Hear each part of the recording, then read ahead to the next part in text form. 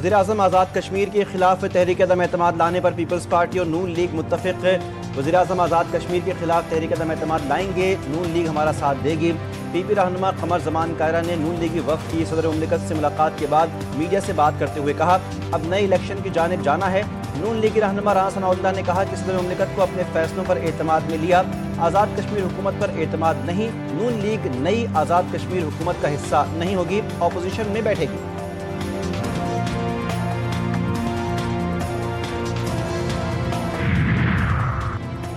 وزیر اعظم آزاد کشمیر انوار الحق کے خلاف ممکنہ تحریک عدم اعتماد، پی ٹی آئی فارورڈ بلاک کے چند اراکین کا پی ٹی آئی میں دوبارہ شمولیت کے لیے رابطے کا انکشاف، پی ٹی آئی آزاد کشمیر کا منحرفین کو واپس لینے سے انکار۔ صدر پی ٹی آئی آزاد کشمیر کے مطابق بانی چیئرمین کی ہدایت پر منحرفین کو پارٹی سے نکالا جا چکا ہے، بانی چیئرمین کسی صورت منحرفین کو واپس نہیں لیں گے۔ پارلیمانی پارٹی کا اہم اجلاس کل اسلام آباد میں طلب کر لیا گیا، جہاں عدم اعتماد کے دوران لاہ عمل پر غور کیا جائے گا۔ اور army chief field marshal Asim Munir کا دورہ اردن، آرمی چیف کی اردن کے شاہ عبداللہ دوئم سے ملاقات۔ آئی ایس پی آر کے مطابق ملاقات میں ولی عہد حسین بن عبداللہ بھی موجود تھے۔ ملاقات میں باہمی دلچسپی کے امور، دفاع، سیکیورٹی کے شعبوں میں دو طرفہ تعاون کے فروغ اور علاقائی امور پر گفتگو کی گئی۔ آرمی چیف نے پاکستانی عوام، حکومت اور مسلح افواج کی جانب سے شاہ عبداللہ کے لیے نیک خواہشات کا اظہار کیا۔ پاکستان اور طالبان حکومت کی استنبول میں تیسری بیٹھک۔ سفارتی ذرائع کے مطابق افغان طالبان تحریری معاہدہ کرنے سے گریزاں، اب تک طالبان کے رویے سے صورتحال مزید پیچیدہ ہوتی جا رہی ہے۔ گزشتہ روز بھی مذاکرات کا دور تقریباً 13 گھنٹے تک جاری رہا۔ پاکستان نے پھر واضح کیا، افغان سرزمین کو دہشت گردی کے استعمال سے روکا جائے۔ افغان طالبان کی طرف سے کی جانے والی دہشت گردوں کی سرپرستی نامنظور ہے۔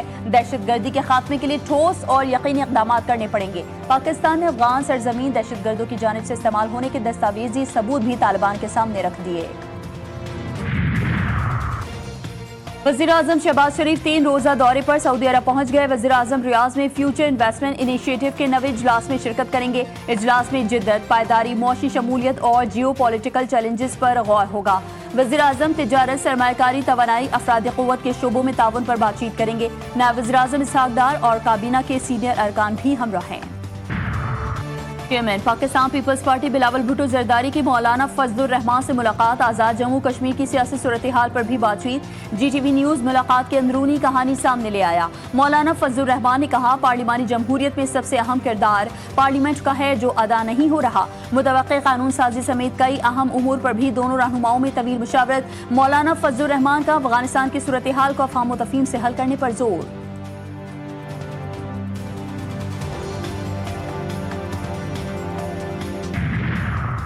اسٹیٹ بینک کا مانیٹری پالیسی کا اعلان، شرح سود 11% پر برقرار۔ پالیسی کا اعلان آئندہ 2 ماہ کے لیے کیا گیا۔ مسلسل چوتھے اجلاس میں شرح سود کو برقرار رکھا گیا ہے۔ کمیٹی نے رواں سال مئی میں شرح سود 1% کم کر کے 11% کی تھی۔ صدر ایف پی سی سی آئی عاطف اکرم شیخ نے کہا کہ اسٹیٹ بینک کا پالیسی ریٹ 11% پر برقرار رکھنے کا فیصلہ سمجھ سے بالاتر ہے۔ مہنگائی کے تناسب سے شرح سود کو زیادہ سے زیادہ 6 سے 7% پر ہونا چاہیے۔ کچے کے 72 ڈاکوؤں نے سرنڈر کیا ہے، ان کو قانونی طور پر جو بھی سزا ہوگی وہ بھگتنی پڑے گی۔ قانون سب کے لیے برابر ہے۔ وزیر اعلیٰ سندھ سید مراد علی شاہ کا تقریب سے خطاب، کہا سندھ پولیس نے ڈیجیٹائزیشن کے دور میں قدم رکھ دیا۔ ڈیجیٹائزیشن سے نظام میں شفافیت اور ٹریفک کے نظام میں بہتری آئے گی۔ ای سسٹم پورے صوبے میں پھیلائیں گے۔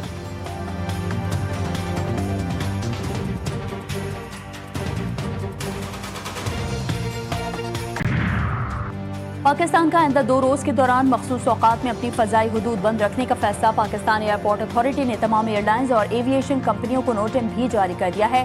28 اور 29 اکتوبر کو فضائی حدود صبح 6 سے 9 بجے تک بند رہے گی۔ 26 نومبر احتجاج کے کیس میں عدم پیشی پر علیمہ خان کے ایک بار پھر ناقابل ضمانت وارنٹ، گرفتاری جاری۔ علیمہ خان کی عدم حاضری پر عدالت کا سخت برہمی کا اظہار۔ پروسیکیوٹر سید ظہیر شاہ نے سماعت میں 5 گواہ پیش کیے۔ عدالت نے نادرا، اسٹیٹ بینک اور ڈی جی امیگریشن سے علیمہ خان کے شناختی کارڈ، پاسپورٹ بلاک اور بینک اکاؤنٹس منجمد کرنے کی رپورٹ بھی طلب کر لی۔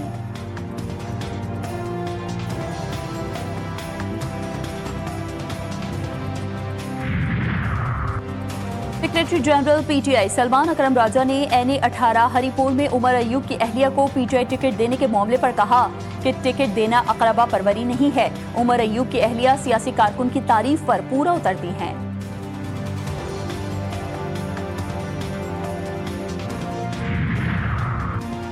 Chairman joint chiefs of staff committee general Sahir Shamshad Mirza کا دورہ بنگلہ دیش۔ چیف ایڈوائزر محمد یونس سے ملاقات۔ جنرل ساحر شمشاد مرزا کی بنگلہ دیش کی عسکری قیادت سے بھی ملاقاتیں ہوئیں۔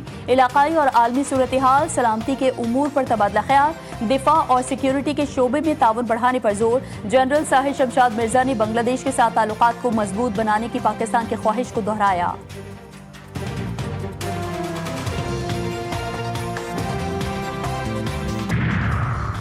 گورنر خیبر پختونخوا کے میڈیا ایڈوائزر کی گاڑی کراچی میں چھین لی گئی۔ ایف بی ایریا میں اسلحے کے زور پر گاڑی چھینی گئی۔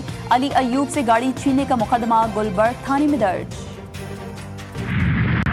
نوجوان محمد عرفان کی پولیس کسٹڈی میں ہلاکت کا کیس۔ 2 پولیس اہلکار کا 1 روزہ جسمانی ریمانڈ منظور۔ ملزمان اے ایس آئی عابد شاہ اور کانسٹیبل آصف علی کو پیش کیا گیا۔ نوجوان عرفان کی موت پولیس حراست میں ہوئی۔ وزیر داخلہ سندھ کا اعتراف، کہا محکمہ انکوائری کا حکم دیا گیا ہے، جو بھی ملوث ہے سزا ملنی چاہیے۔ واقعے کی مکمل تفتیش اور فورینسک رپورٹ بھی واقعی ہے، لیکن اس معاملے کی شفاف تحقیقات یقینی بنائی جائیں گی۔